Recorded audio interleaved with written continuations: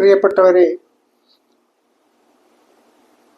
Social മീഡിയയിൽ ഒരു പൊരിഞ്ഞ യുദ്ധം നടക്കുകയാണ്. ഈ യുദ്ധം ആര് തമ്മിലാണ്, ആ യുദ്ധത്തിന്റെ പുരോഗതി എത്രത്തോളമുണ്ട് എന്നൊക്കെ സോഷ്യൽ മീഡിയ കൈകാര്യം ചെയ്യുന്ന മിക്കവാറും എല്ലാവർക്കും അറിയാമെന്ന് തോന്നുന്നു. സോഷ്യൽ മീഡിയയിലെ രണ്ട് റാണിമാർ തമ്മിലാണ് യുദ്ധം നടക്കുന്നത്. ഒരാൾ എക്സ് മുസ്ലിമായ ജാമിദ, മറ്റേയാൾ കുറെ കാലം എക്സ് മുസ്ലിം ആയിരുന്നതിന് ശേഷം ഒരു ഖർ വാപ്പസി നടത്തി ഇസ്ലാമിലേക്ക് തിരിച്ചു വന്നിരിക്കുന്നയാളാണ്. അപ്പോൾ ഈ ജാമിദ ഇസ്ലാമിനെ തകർത്തേ അടങ്ങൂ, അള്ളാഹുവിനെയും റസൂലിനെയും ഖുർആനെയുമൊക്കെ നശിപ്പിച്ച് പാതാളത്തിലാക്കിയേ അടങ്ങൂ, ഈ ദുനിയാവിൽ നിന്ന് പോകൂ എന്ന് ശപഥം ചെയ്ത് 24 മണിക്കൂറും അതിനുവേണ്ടി മാറ്റിവെച്ചിരിക്കുന്നയാളാണ്. എന്നാൽ ഇസ്ലാമിലേക്ക് തിരികെ വന്ന ഷഫീന ബീവി ആകട്ടെ ഇന്ന് ഇസ്ലാമിന്റെ ഒരു പ്രൊട്ടക്ടറാണ്. സോഷ്യൽ മീഡിയയിൽ ഇസ്ലാമിനെ പ്രൊട്ടക്റ്റ് ചെയ്യുവാൻ ഇത്രത്തോളം അധ്വാനിക്കുന്ന വേറെ ഒരു യൂട്യൂബറും ഇല്ല എന്നാണ് ഞാൻ വിശ്വസിക്കുന്നത്. അത്രത്തോളം അവർ കഷ്ടപ്പെടുകയാണ് അതിനുവേണ്ടി, വിശ്വാസികൾക്കൊപ്പം നിൽക്കാൻ വേണ്ടി. പക്ഷേ ആ വിശ്വാസികൾക്കൊപ്പം നിൽക്കുമ്പോഴും ഒരു കാലത്ത് താൻ വഴിവേറ്റിപ്പോയതിലുള്ള ദുഃഖം അവർ ഇടയ്ക്കിടെ രേഖപ്പെടുത്തുന്നുണ്ട്, പശ്ചാത്തപിക്കുന്നുണ്ട്, കൂട്ടത്തിൽ പറയുകയും ചെയ്യുന്നുണ്ട്. ഞാൻ ഈ വിധത്തിൽ വഴിവിട്ട് ചിന്തിക്കുവാനും സഞ്ചരിക്കുവാനും കാരണക്കാരിയായത് ഈ ജാമിദയും അതുപോലെ തന്നെ ആരിഫ് ഹുസൈനും പോലെയുള്ളവരാണ് കാരണം എന്നവർ പറയുന്നുണ്ട്. അതൊരു നല്ല ഒരു ലക്ഷണമായി എനിക്ക് തോന്നുന്നുണ്ട്.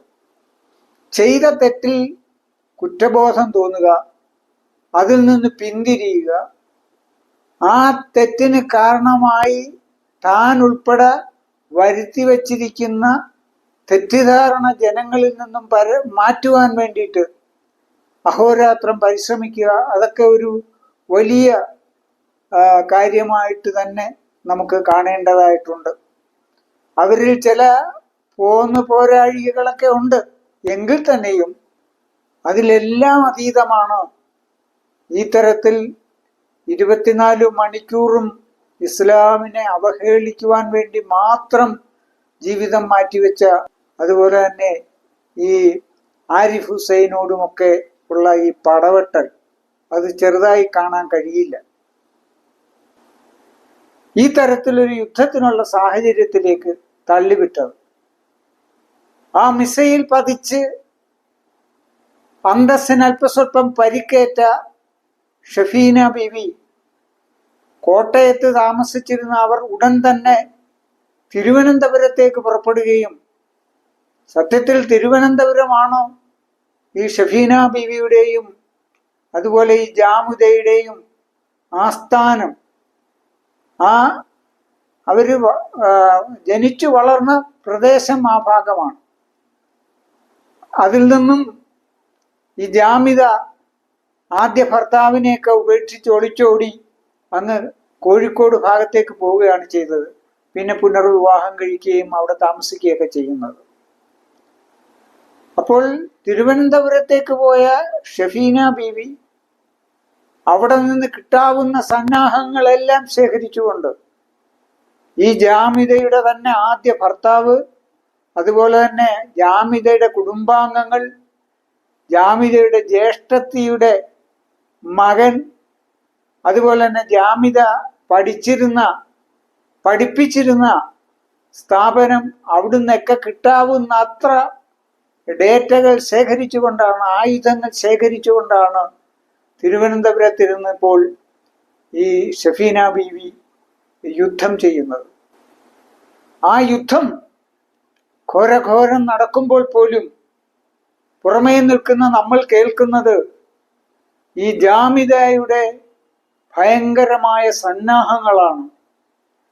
ഏതെല്ലാം തരത്തിലുള്ള ബോംബാണ് താൻ പൊട്ടിക്കാൻ പോകുന്നത്, എന്തെല്ലാം തരത്തിൽ ഷഫീനയെ തകർക്കും എന്നുള്ള വലിയ വലിയ വാഗ്വാദ ബോംബുകളാണ് ഈ ജാമിദ പൊട്ടിച്ചുകൊണ്ടിരിക്കുന്ന വാക്കുകൾ മാത്രമാണ്.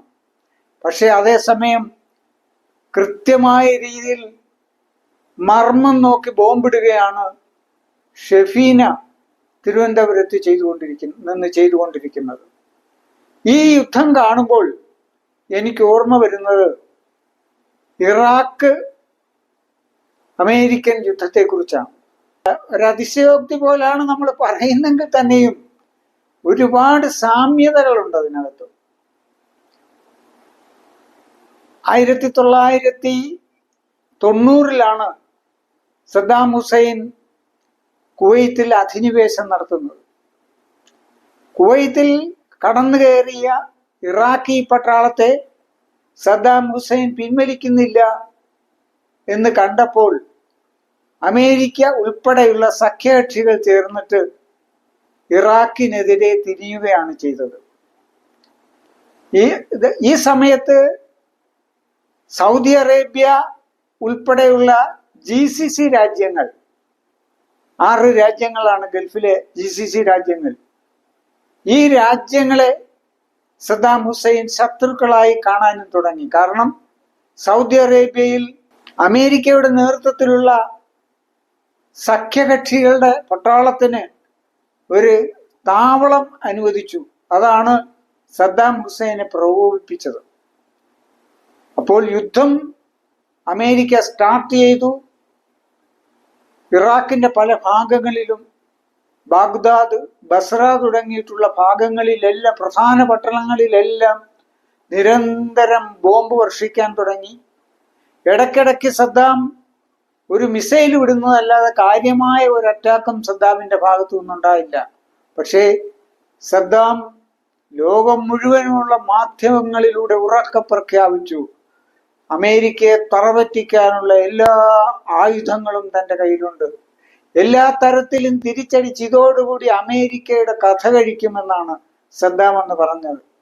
അന്ന് സദ്ദാം ഭീഷണിപ്പെടുത്തിയ ഏറ്റവും വലിയ ആയുധം ഈ രാസായുധമായിരുന്നു, മിസൈലിൽ ഘടിപ്പിച്ചു വിടുന്ന രാസായുധം. അപ്പം UAE ഉൾപ്പെടെയുള്ള എല്ലാ അറബ് രാജ്യങ്ങളിലും താമസിക്കുന്ന വിദേശികളും സ്വദേശികളും എല്ലാം വളരെ ഭയപ്പെട്ടു. സദ്ദാമിന്റെ രാസായുധം എപ്പോഴും വേണമെങ്കിലും വരാം, എവിടെ വേണമെങ്കിലും പതിക്കാം. അപ്പോൾ ഈ രാജ്യങ്ങളിലെ ടെലിവിഷനുകളെല്ലാം നിരന്തരം ജനങ്ങളെ അറിയിച്ചുകൊണ്ടിരുന്നു, ഏതു നിമിഷവും സദ്ദാം ഹുസൈൻ അറ്റാക്ക് നടത്താനുള്ള സാധ്യതയുണ്ട്, രാസായുധം വരാം. രാസായുധം വീണ് കഴിഞ്ഞാലുള്ള ഒരു അവസ്ഥ, ആളുകൾ മരിക്കുകയല്ല ചെയ്യുന്നത്, മനുഷ്യന്റെ മാംസമെല്ലാം ഉരുകി ഉരുകി ഉരുകി അസ്ഥിപഞ്ജരമായി താഴെ വീഴുന്ന ഒരു അവസ്ഥ. ഇത് വളരെ ഭീകരമായി തന്നെ ചിത്രീകരിച്ച് ടെലിവിഷനുകളിലൂടെ ജനങ്ങളെ കാണിച്ചുകൊണ്ടുമിരുന്നു. ഇതിന് പരിഹാരമായി പറഞ്ഞത് ജനങ്ങളെല്ലാവരും അവരുടെ ബാത്ത് ടബുകളിൽ വെള്ളം നിറച്ചിട്ടേക്കുക, അഥവാ രാസായുധം എന്തെങ്കിലും പ്രയോഗിച്ചു എന്ന് കണ്ടു കഴിഞ്ഞാൽ എല്ലാവരും വെള്ളത്തിൽ ഇറങ്ങി കിടക്കുക എന്നാണ് തരുന്ന നിർദ്ദേശം. അന്ന് എനിക്കാണെങ്കിൽ ഒരു മകനേ ഉള്ളൂ, 1.5 വയസ്സ് പ്രായമേ ഉള്ളൂ എൻ്റെ മകന്, മൂത്ത മകന്. അപ്പൊ ഞാനും വൈഫും ഞങ്ങളും ബാത്ത് ടബ് നിറയെ വെള്ളം നിറച്ചു. ഞങ്ങൾ വിചാരിക്കുന്നത് ഞങ്ങൾക്ക് എന്തെങ്കിലും സംഭവിച്ചാലും ഞങ്ങളുടെ കുഞ്ഞിനൊന്നും സംഭവിക്കരുത്. അപ്പൊ അവനെ ഏതു നിമിഷവും എടുത്ത് വെള്ളത്തിൽ മുക്കി വെക്കത്തക്ക രീതിയിലുള്ള കരുതലുമായിട്ടാണ് ഞങ്ങൾ ഇരുന്നത്. പക്ഷേ ദിവസങ്ങൾ, ആഴ്ചകൾ കടന്നുപോയി. യുദ്ധം എത്രത്തോളം കൊടുമ്പിരി കൊട്ടിട്ടും സദ്ദാം ഹുസൈനിൽ നിന്നുണ്ടായ ഒരു ഭീഷണിയും പുറത്തു വന്നില്ല. ഇടയ്ക്കിടയ്ക്ക് ഓരോ മിസൈലുകൾ ഈ സഖ്യസേനയുടെ നേരെയൊക്കെ തൊടുത്തുവിടുന്നതല്ലാതെ എവിടെയും ഒരു ആക്രമണം നടത്താനുള്ള യാതൊരു കോപ്പും സദ്ദാം ഹുസൈന്റെ കയ്യിൽ ഉണ്ടായിരുന്നില്ല. ഇതേ ഒരവസ്ഥയാണ് ഈ റാണിമാരുടെ യുദ്ധത്തിലും ഞാൻ കാണുന്നത്. അതിൽ സദ്ദാം ഹുസൈന്റെ സ്ഥാനമാണ് ഞാൻ ജാമിദയ്ക്ക് കൊടുക്കുന്നത്. ജാമിദ കോഴിക്കോട്ടിരുന്ന് വലിയ വലിയ വലിയ ഭീഷണികളാണ് മുഴക്കുന്നത്, വലിയ വലിയ കാര്യങ്ങളാണ് പറയുന്നത്. പക്ഷേ ഒന്നും തെളിയിക്കുവാനോ അങ്ങോട്ട് തൊടുത്തുവിടാനോ ഉള്ള യാതൊരു കോപ്പുമില്ല എന്നുള്ളതാണ്. അവസാനം ഇപ്പോൾ നിലവിലുള്ള ഭർത്താവിനെയൊക്കെ അടുത്തിരുത്തിക്കൊണ്ട് പലതരത്തിലുള്ള ബോംബുകളും ഷെഫീനയ്ക്കെതിരെ പൊട്ടിച്ചെങ്കിലും ഷെഫീന അതിനെല്ലാം സൂപ്പർ മിസൈലുകൾ തൊടുത്തു വിട്ടുകൊണ്ട് ആ ചങ്ങാതിയെയും ഒരു വഴിക്കാക്കി എന്നുള്ളതാണ്. അപ്പോൾ ഈ തരത്തിലുള്ള ഒരു അറ്റാക്കാണ് ഇപ്പൊ ഇവർ തമ്മിൽ നടന്നുകൊണ്ടിരിക്കുന്നത്. അത് നിരന്തരം തുടർന്ന് മുമ്പോട്ട് പോവുകയാണ്, ഒരു കുറവുമില്ല. സോഷ്യൽ മീഡിയ പരിശോധിച്ചാൽ, യൂട്യൂബ് പരിശോധിച്ചു കഴിഞ്ഞാൽ ലൈവിൽ ഇരു കൂട്ടരും അപ്പുറവും ഇപ്പുറവും ഇരുന്ന് അങ്ങോട്ടും ഇങ്ങോട്ടും ആയുധങ്ങൾ തൊടുത്തു വിട്ടുകൊണ്ടേയിരിക്കുന്ന ഒരവസ്ഥയാണ്. ഷെഫീന ബീവി കൂറ്റൻ ബോംബുകൾ കൊണ്ട് ആഞ്ഞടിക്കുമ്പോൾ ഇടയ്ക്കിടയ്ക്ക് മിസൈൽ വിട്ടുകൊണ്ട് ജാമിദയും പയറ്റുന്നുണ്ട്. ഈ യുദ്ധം എവിടെ ചെന്ന് അവസാനിക്കും എന്ന് ഒരു രൂപവും കിട്ടുന്നില്ല. പക്ഷേ ഒരു കാര്യം നമ്മൾ മനസ്സിലാക്കണം, ഈ യുദ്ധത്തിൽ അറ്റാക്ക് ഏൽക്കുമ്പോൾ പോലും ഈ ജാമിദയുടെ മനസ്സിൽ ഇസ്ലാമിനോടുള്ള വൈരമാണ്. അള്ളാഹുവിനോടും റസൂലിനോടും ഖുർആനോടുമെല്ലാം ഒടുങ്ങിയാൽ തീരാത്ത വൈരാഗ്യമാണ്. ഇപ്പോഴും 2 മിനിറ്റ് കിട്ടി എന്തെങ്കിലും വിളിച്ചു പറയാൻ സൗകര്യം കിട്ടിക്കഴിഞ്ഞാൽ അത് ഈ ഇസ്ലാമിനെതിരെ വിളിച്ചു പറയുക എന്നുള്ള ഒരൊറ്റ ലക്ഷ്യം മാത്രമാണ് ഈ ജാമിദയിൽ കാണുന്നത്. ഈ ജാമിദ, ഇപ്പോഴത്തെ ഈ ഭർത്താവ് പറയുന്നുണ്ട് ജാമിദയുടെ, താനൊരു വിശ്വാസിയാണ്, തൻ്റെ കുടുംബമെല്ലാം ഭയങ്കര വിശ്വാസികളാണ് എന്നൊക്കെ പറയുന്ന ഇയാൾ അടുത്തിരിക്കുമ്പോൾ പോലും ഇസ്ലാമിനെ തള്ളിപ്പറയുകയും ഇസ്ലാമിനെ തെറി പറയുകയും ചെയ്യുന്ന ദീകൂസൻ കേട്ടുകൊണ്ടിരിക്കുകയാണ് ചെയ്യുന്നത്.